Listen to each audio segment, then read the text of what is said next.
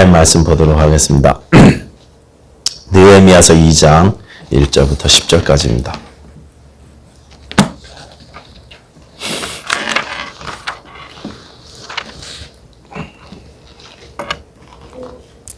아닥사스다 왕 제20년 니산월에 왕 앞에 포도주가 있기로 내가 그 포도주를 왕에게 드렸는데 이전에는 내가 왕 앞에서 수심이 없었더니 왕이 내게 이르시되 내가 병이 없거늘 어찌하여 얼굴에 수심이 있느냐 이는 필연 내 마음에 근심이 있음이로다 하더라.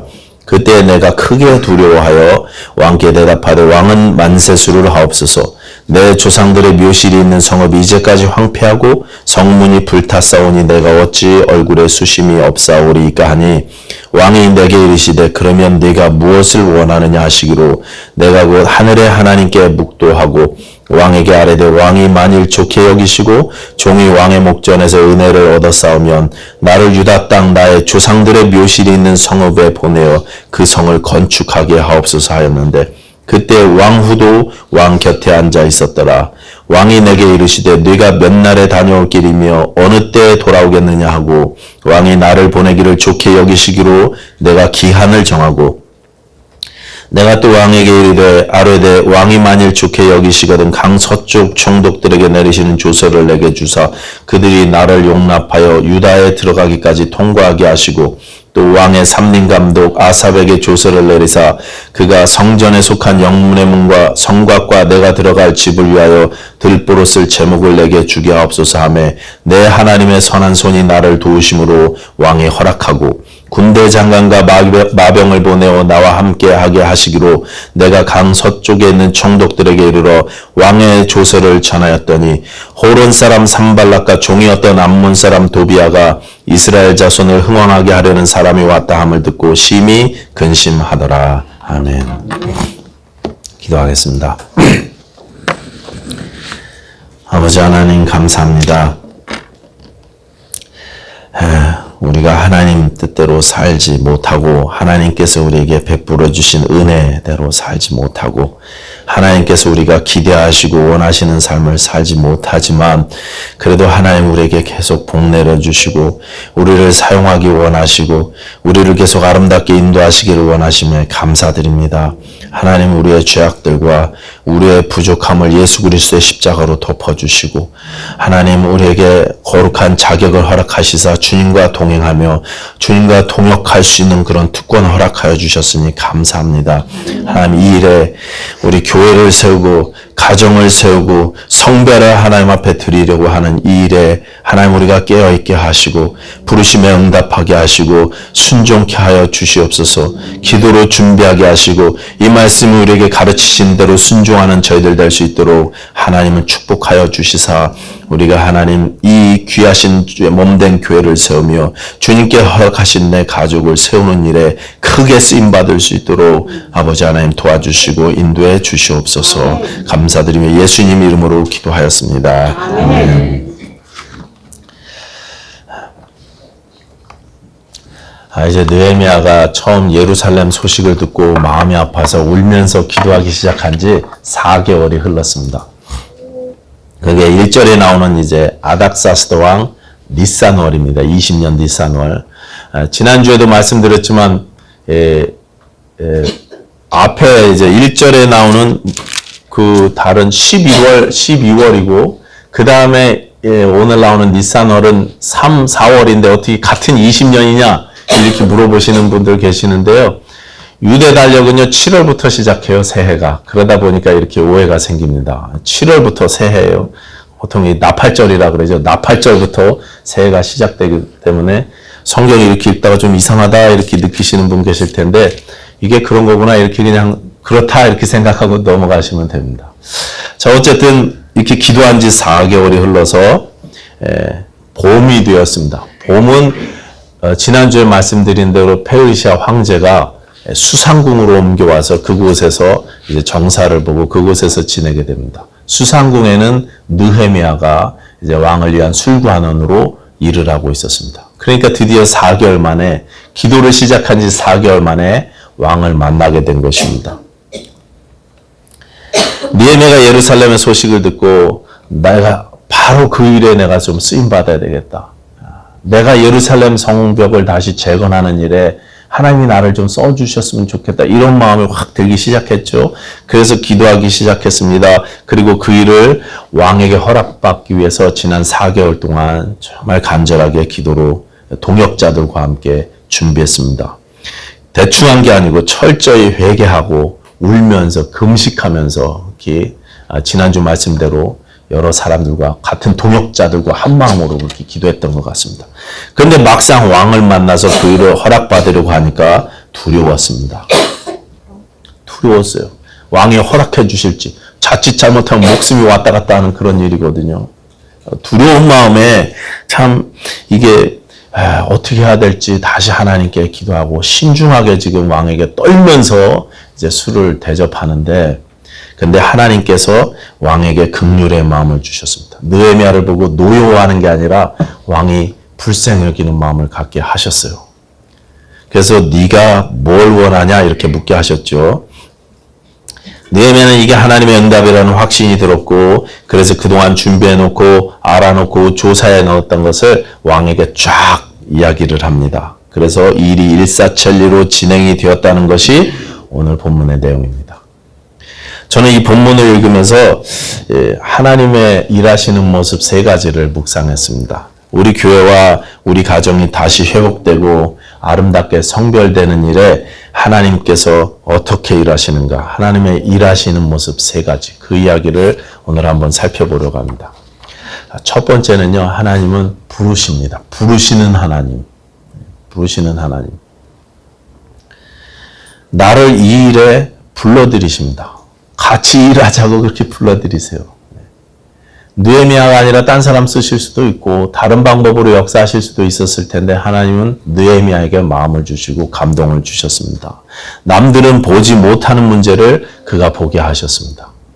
다른 사람은 그냥 그게 문제라는 생각도 안 하고 그냥 우리 민족은 이런 거지 그렇게 살게 하셨어요. 지난 100여 년 동안 140년 가까이를 그렇게 살게 하셨는데 느헤미야는 다른 것을 보게 하시고 아픔을 느끼게 하시고 내 안에 갈망이 생기도록 하나님이 역사하셨다는 것입니다. 우리에게도 그런 갈망이 있어야 되지 않겠습니까? 하나님, 우리 교회가 회복되는 것을 보고 싶습니다. 하나님, 내 가족, 부모, 형제, 자녀들이 모두 하나 되어서 주 앞에 예배하고 하나님 앞에 그들의 삶이 온전히 성별되는 모습을 내가 보기를 원합니다. 이런 소원과 기대와 갈망이 우리 안에 생기게 하는 것입니다. 네, 하나님께서요. 그냥 옛날에 우리 교회가 재밌었는데 또 재밌었으면 좋겠다. 이 정도가 아니에요. 그 정도 소원이 아닙니다. 그냥 옛날에는 우리 아이들도 같이 주일날 교회 다녔는데 교회 다 같이 다녔으면 좋겠다. 주일 성수하는 자녀들이 됐으면 좋겠다. 이 정도 소원이 아닙니다. 그것을 훨씬 더 뛰어넘어서 온전히 우리 교회가 기도와 말씀에 충만한 그런 교회가 되고, 그리고 우리 가족 식구들과 자녀들이 모두 다 하나님 앞에 귀하게 쓰임받는 주의 종들, 믿음의 용사들이 되는 그런 소원들, 그런 갈망들을 우리에게 갖게 하시는 것입니다. 영적으로 육적으로 완전한 회복과 풍성한 삶을 갈망하는 것입니다. 여러분, 느헤미야의 삶을 한번 생각해 보십시오. 이 사람은 대제국의 왕궁에서 술 맡은 관원, 거의 총리급이죠. 총리급 일을 감당한 그런 사람이었어요. 이 술 맡은 관원은 왕의 목숨을 책임지는 사람 아닙니까? 얼마나 중요한 자리인지 모릅니다. 왕이 신뢰하는 사람이고 총애하는 사람을 술 맡은 관원장으로 썼어요. 신뢰받던 신하였고 이민자의 자손으로서 이민 2세 혹시 3세대 사람으로서 출세한 사람이었습니다. 페르시아에서 태어나서 페르시아의 교육을 받고 자라서 대제국 페르시아의 총리급 관리가 되었던 사람이었습니다. 저 예루살렘은요, 아버지의 나라 혹은 할아버지의 나라였을 뿐이고 예루살렘의 아픔은 사실 내 아픔과는 상관이 없는 것입니다. 나하고는 그냥 멀리 떨어진 남의 이야기일 수도 있었어요. 관심을 안 가져도 되었다는 것입니다. 전에 미국 대통령, 전임 대통령하고 북한의 김 씨하고 막 말폭탄을 주고받으면서 아주 험악했던 적이 있었죠. 그때 뭐 막 서로 그냥 심한 말들 오가면서 그랬을 때 전쟁 위기 막 그랬었잖아요. 그때 다행히 이제 한국의 전임 대통령께서 평화주의자셨잖아요. 그래갖고 속았는지 어쨌는지 뭐 잘 마무리해갖고 전쟁을 막아서 참 감사했는데, 근데 그때 제가 있었던 동네가 부대 동네 아니었습니까? 그 부대에 있던 모든 기갑 부대 그 무기들이 하루아침에 싹 없어졌어요. 그리고 거기 있던 군인들한테 살짝 물어봤더니 한국으로 다 보냈대요. 10월 달인가 그랬습니다. 그때. 그렇죠. 막 전쟁 위기가 고조됐을 때. 그리고 제가 어떻게 생각했냐면, 야, 이거 전쟁이 나나 보다. 이렇게 생각을 했어요. 그래갖고 제가 제 아이들한테, 야, 그래도 내가 명색이 대한민국 해군 출신인데 전쟁이 나면 내가 가야 될 것 같아. 전쟁 가면 백령도 앞바다, 연평도 앞바다에서 고속정 정장이 돼갖고 저 북한군, 공산군하고 아마 싸우게 될 거야. 내가 그랬더니 우리 애들이 그러더라고요. Good for you.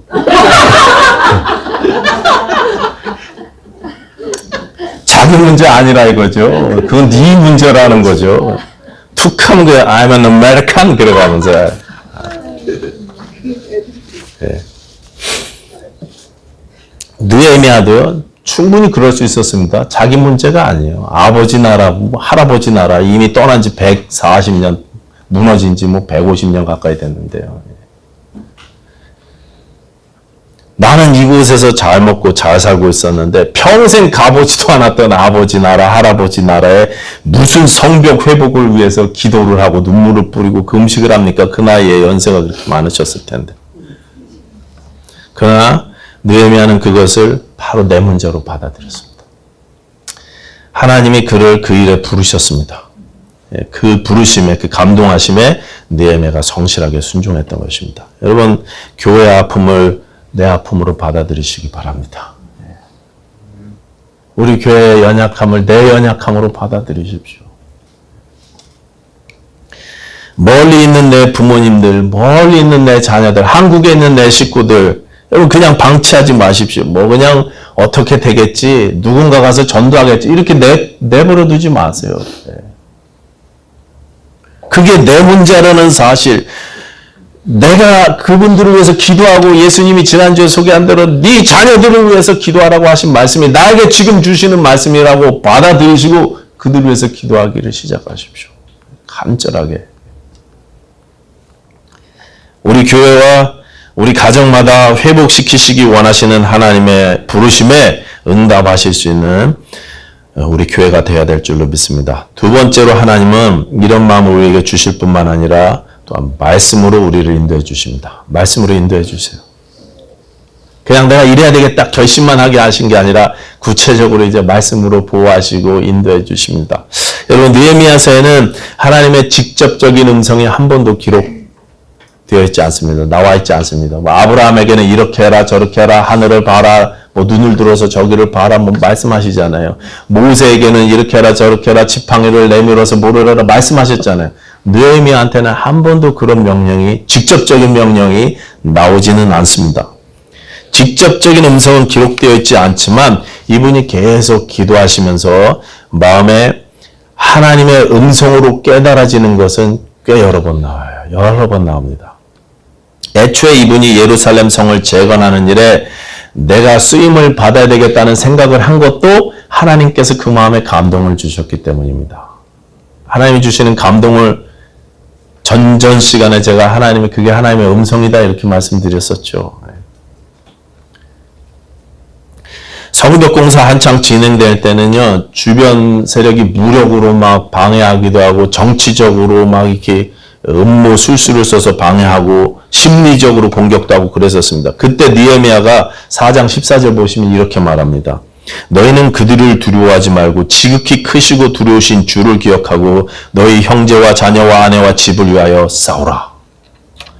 4장 20절도 우리 하나님이 우리를 위하여 싸우시리라 그랬습니다.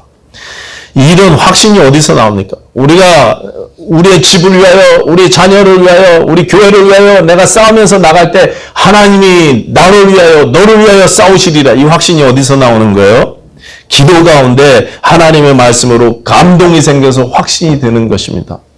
기도 가운데 기쁨과 평강이 생기고 두려움이 사라지는 것입니다. 지금 우리가 이렇게 공사를 하는데 한 손에는 창을 들고 칼을 들고, 나중에 느헤미야서 읽어보세요. 한 손으로 막 이렇게 공사하잖아요. 무기 들고 막 이렇게 싸우는데 주변 사마리아 군대 확 쳐들어오면 끝장나는 거 아닙니까? 다 두려워하면서 공사하고 있는데 그럼에도 불구하고 하나님이 우리를 위해서 싸우실 것이다. 이런 확신이 어떻게 됩니까? 기도했기 때문에, 하나님의 음성을 들었기 때문에, 확신을 주셨기 때문에, 평강이 있기 때문에. 여러분 기도 응답 언제까지 기도합니까? 여러분 응답 받을 때까지 기도하잖아요. 그 응답 어떻게 받으십니까? 마음에 평강 주실 때까지, 마음에 기쁨 주실 때까지, 그때까지 기도하잖아요. 하나님 우리 자녀가 왜 저 모양입니까? 그러면요, 그래서 계속 기도하죠. 너는 이제 기도하지 말아라. 쟤 잘 될 거다. 이런 마음의 평강을 주실 때까지 매달려야 되잖아요. 매달려야 되잖아요.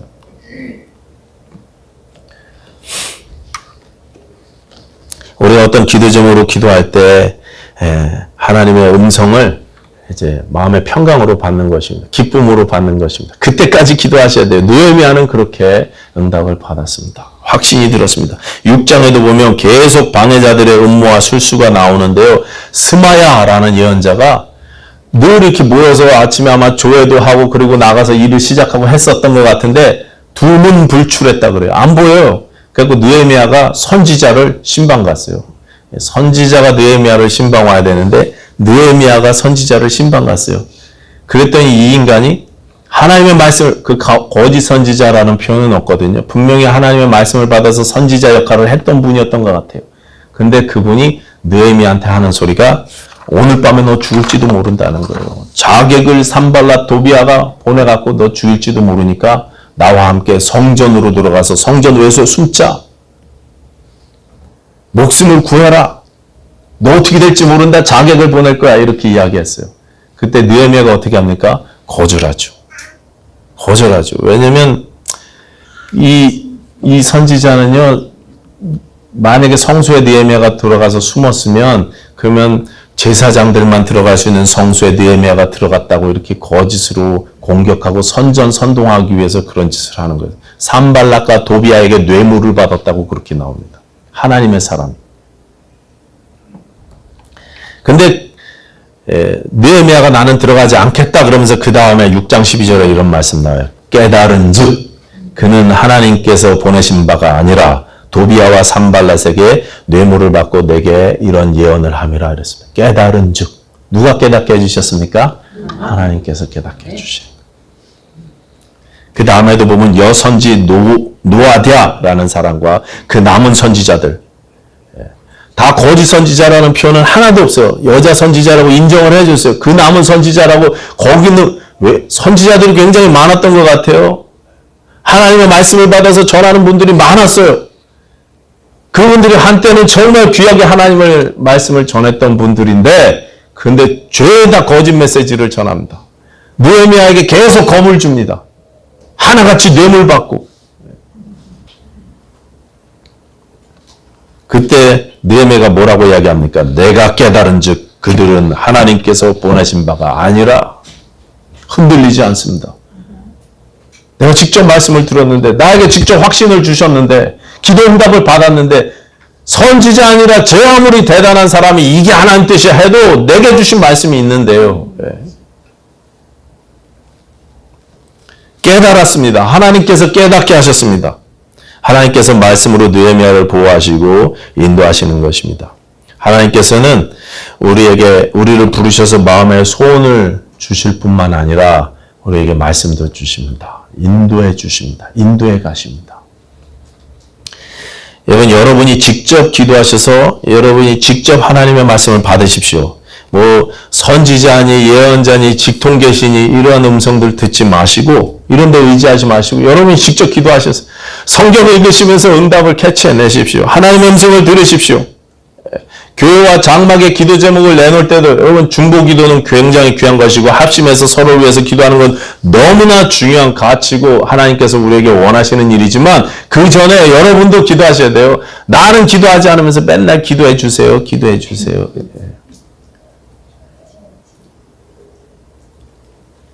내가 하나님의 뜻을 깨닫는 것입니다. 하나님의 음성을 내가 캐치하는 것입니다. 하나님이 내 기도에는 왜 응답하시지 않을까요? 응답하시지 않는 게 아니라 혹시 내가 너무 기도가 약해서 내가 기도를 하지 못해서 그래서 하나님이 말씀을 주시는데 듣지 못하고 있는지는 아는지 한번 점검해 보시기 바랍니다. 하나님은 지금도 말씀하십니다. 내가 캐치하지 못하는 거지. 인도하시는 하나님의 음성을 말씀으로 들으시게 되기를 바랍니다. 느헤미야는 계속 이 인도하시는 하나님의 음성을 구했습니다. 그래서 오늘 보면 2장 4절에도 보시면 왕이 느헤미야에게 묻습니다. 네가 무엇을 원하느냐? 그랬더니 이제 판이 깔린 거잖아요. 왕이 내가 뭐 해줄까? 이렇게 물어보면 이제 이야기하면 되잖아요. 근데 뭐라고 이야기하나? 서두르지 않죠. 바로 소원을 말하지 않고 4절 다시 보십시오. 다 같이 시작. 왕이 내게 이르시되 그러면 네가 무엇을 원하느냐 하시기로 내가 곧 하늘의 하나님께 묵도하고, 바로 이야기하지 않습니다. 하늘의 하나님께 묵도했다 그랬어요. 묵도가 뭡니까? 기도하는 거잖아요. 그래서 속으로 기도하는 거잖아요. 왕 앞에서 내가 너한테 뭐 해줄까 그랬더니 잠깐만 기다리세요. 그러면서 막 주여 삼창하면서 그 자리에서 기도할 수는 없잖아요. 그러니까 속으로 기도하는 거죠. 그래서 한국말 성경은 묵도라고 번역을 했고, 영어 성경은 거의 다 그냥 기도라고 번역했습니다. 잠깐 기도했어요. 속으로. 예. 그런데 이 묵도했다는 말의 단어의 원래 뜻을 제가 사전에서 찾아보니까요, 끼어들었다, 판단했다 이런 뜻입니다. 그냥 기도라는 단어가 아니에요. 끼어들었다, 판단했다 이런 뜻이에요. 느헤미야가 왕에게 말씀드린 것은 그 아래 보시면 이미 쭉 말씀드릴 거 쭉 다 준비해 놨어요. 이제 왕이 물어보시면 이렇게 하지 저렇게 하지 조사도 다 해놨어요. 삼림장관이 누군지, 총독들에게 어떻게 조서를 써야 될지 준비해 놨습니다. 그런데도 바로 대답하지 않고 잠깐이지만 다시 기도합니다. 그러니까 판단하는 것, 끼어드는 것입니다. 왕과 나 사이에 하나님의 뜻으로, 하나님의 시선으로 다시 한번 생각해 보는 거예요. 하나님의 마음으로 생각해 보는 것입니다. 이걸 영적 분별이라고 그러죠. 이게 맞는 건가? 해야 되나? 이게 하나님의 때인가? 다시 한번 판단해 보는 것입니다. 그 짧은 시간에도 다시 여쭈어서 계속 하나님의 인도하시는 음성을 구하더라는 것입니다. 이렇게 인도를 구하는 태도, 우리에게 필요한 모습이 바로 이것입니다. 우리를 부르신 하나님께서 음성도 주시고 말씀도 주시고 인도에 가시니 그 음성을 계속 우리가 구해야 되지 않겠습니까?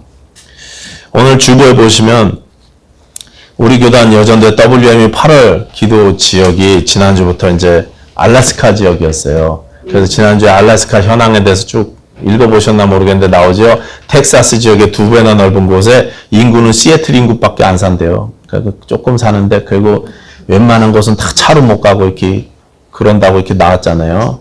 거기에 이제 선교사님으로 일하시는 분들이 계시는데 오늘은 그곳에 콜드베이 지역의 교회 이야기를 실었습니다. 간략히 줄여서 실은 건데요.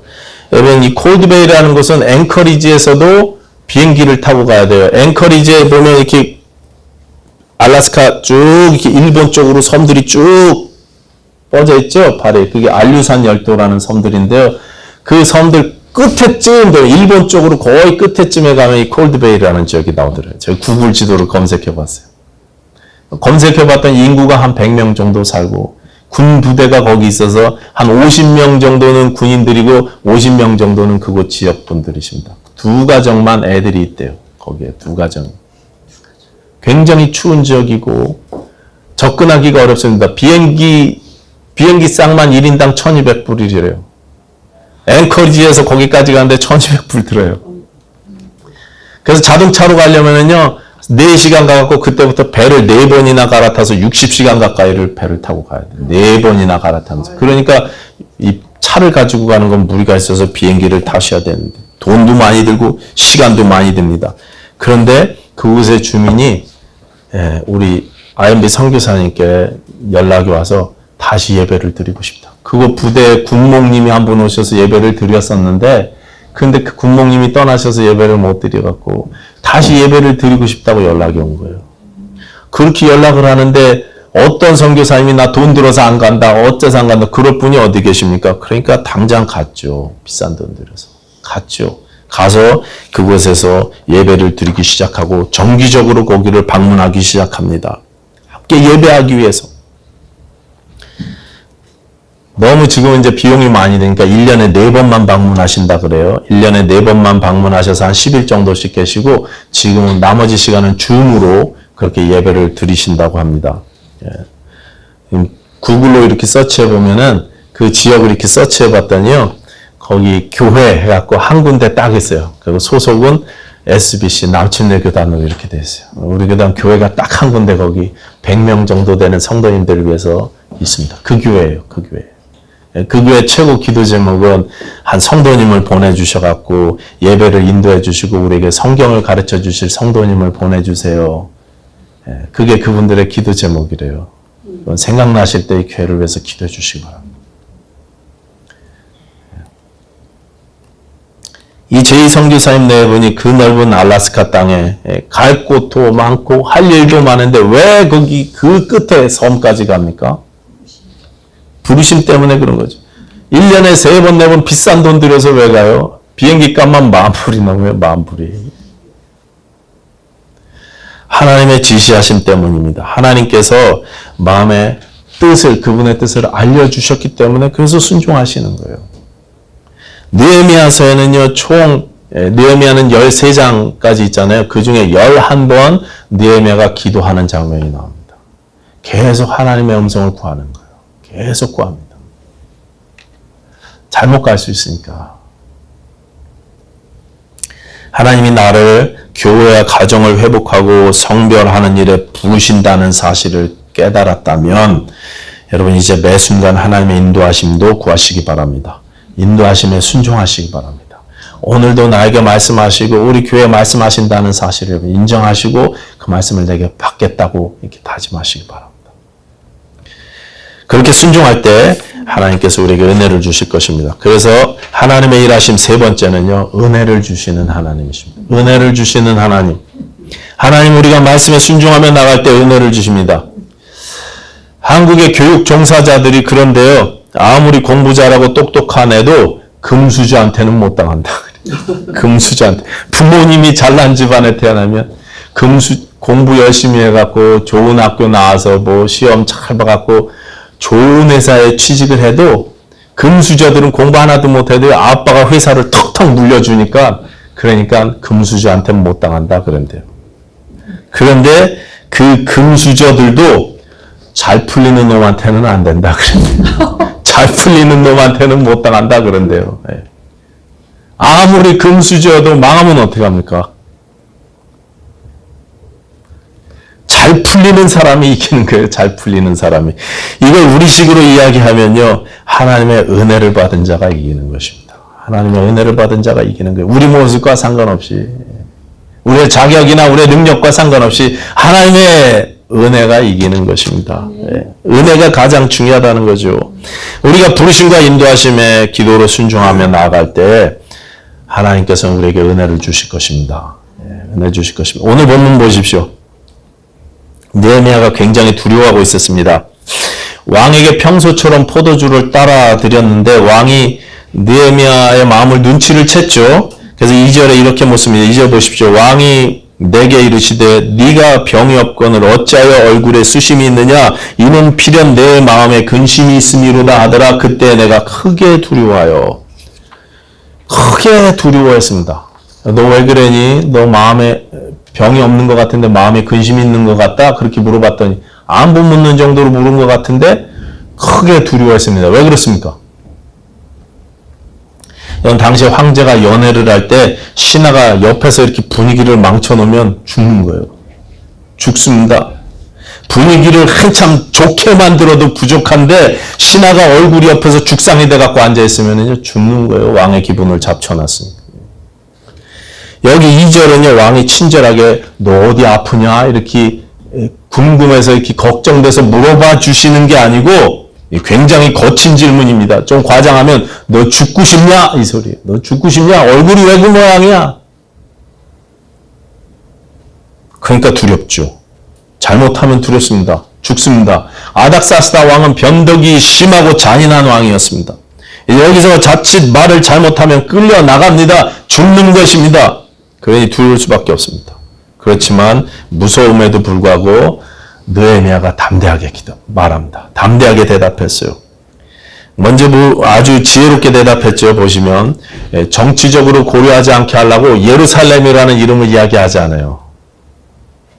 에스라서 4장 보시면 아닥사스 똑같은 왕이 나오는데 그 아닥사스다는 이름만 같은 다른 왕이에요. 그 왕이요 예루살렘 성벽과 성전이 그때도 1차적으로 중수되려고 했을 때 그 반대 세력들이 투소를 보내갖고 상소를 보내갖고 중단시켰거든요. 그때 왕이 아닥사스다 왕이 이것들이 알아보니까 반역하는 게 맞네.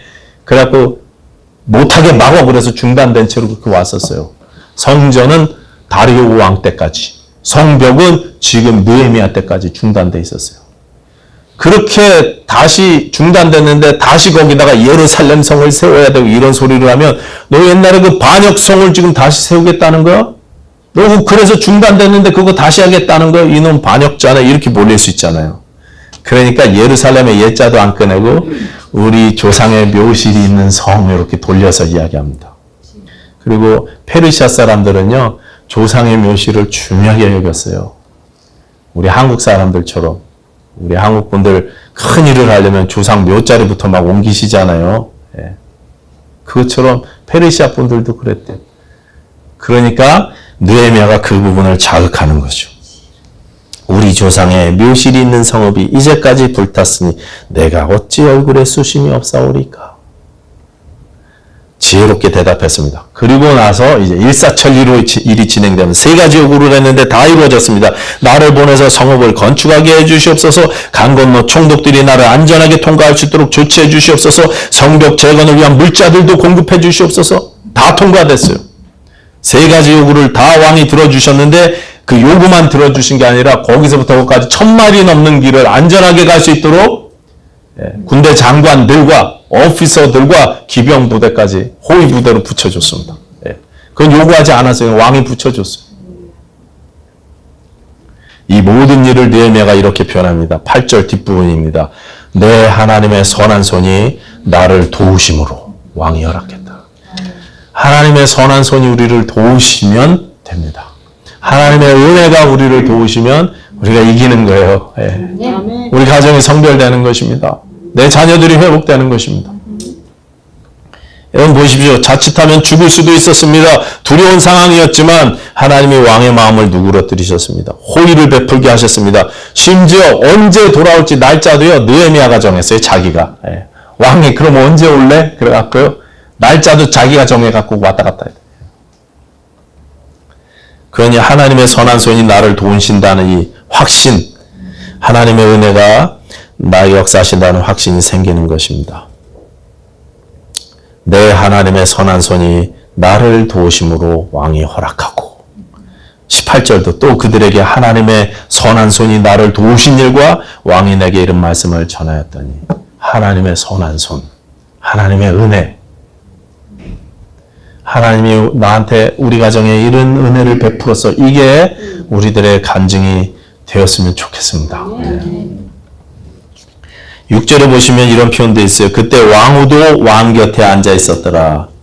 왕후도 왕 곁에 앉아 있었더라. 이 왕후가 그때 어떤 역할을 했는지는 정확하게 알 수는 없지만 이 일이 되어가는 일에 이 왕후까지도 모종의 역할을 할 수 있도록 하나님께서 조치를 해주셨다는 것입니다. 모든 것이 착착 맞아떨어져 갑니다. 여러분 내가 아무리 큰 소원을 품고 아무리 노력하고 애써도 하나님의 은혜가 없으면 일이 진행되지 않습니다. 반대로 아무리 어떤 어려움과 고난이 있다고 할지라도 하나님의 선한 손이 나에게 있으면 우리가 다 이기는 것입니다. 다 이룰 수 있는 것입니다. 은혜가 있어야 합니다. 그러니 우리는 하나님의 은혜를 사모할 수 있어야 될 줄로 믿습니다. 예수 그리스도를 통해 베풀어 주시는 하나님의 은혜가 모든 것을 이기는 줄로 믿습니다. 나와 내 자녀들과 우리 교회에 하나님 은혜를 베풀어 주십시오. 이게 우리 기도가 되어야 될 것입니다. 에베소서 2장 20절 이하에 보시면 우리는 하나님의 거하실 처소가 되어 가야 되는데 예수님이 모퉁이 머릿돌이 되시고 그 안에서 우리가 연결되어져 가서 성전을 이루어 간다 이런 말씀이 있습니다. 그 안에서 우리가 함께 지어져 간다 이런 말씀이 있습니다. 우리는요 함께 지어져 가야 돼요. 우리 교회가 우리 가정이 예수 그리스도를 모퉁이 머릿돌로 삼아서 함께 세워져 가고 성결되어져 가야 합니다. 이 일을 위해서 우리가 부름받았고 기도하고 간구하고 쓰임받기를 여러분 사모하시기 바랍니다. 마지막으로 여러분 느헤미야의 삶을 한번 잠깐 생각해 보십시오. 이 사람이 언제 술 맡은 관원이 되었는지, 어떻게 그런 높은 자리까지 올라가게 되었는지, 어디서 태어났는지, 무슨 집에서 살았는지, 학교는 어딜 나왔는지, 차는 무슨 차를 끌고 다녔는지, 그런 거는 성경에 안 나와요. 전혀 안 나옵니다. 오직 이 성벽 중수와 그 백성의 신앙 부흥과 관련해서만 나오고 있습니다. 이분의 삶의 가장 큰 하이라이트가 바로 이거예요. 성벽 중수. 하나님 앞에 내 사업, 내 능력과 커리어는 중요한 게 아니라 그것을 통해서 어떻게 하나님께 쓰임을 받았는지 그게 중요합니다. 내가 가진 많은 재능과 능력, 내 높은 지위와 인기 이런 것들 자체로는요 하나님께 영광을 돌리지 못해요. 내가 좋은 학교에 들어가서 내가 사업을 성공시켜서 내가 위대한 권력을 갖게 돼서 하나님의 영광 받으시는 게 아니고 그것을 사용해서 하나님의 영광이 드러나는 거예요. 아멘. 하나님 뜻에 맞게 사용할 때. 그런 것으로 교회와 가정을 세우는 일에 쓰임을 받았을 때 하나님의 영광 받으시는 것입니다. 교회와 가정의 회복을 위해 부르시는 하나님의 음성에 순종하시기 바랍니다. 하나님의 선한 손이 우리를 인도하실 것을 믿고 내게 맡겨주신 관계들과 공동체들을 위해서 날마다 간절히 기도하실 수 있는 저와 여러분이 되었으면 좋겠습니다. 기도하겠습니다.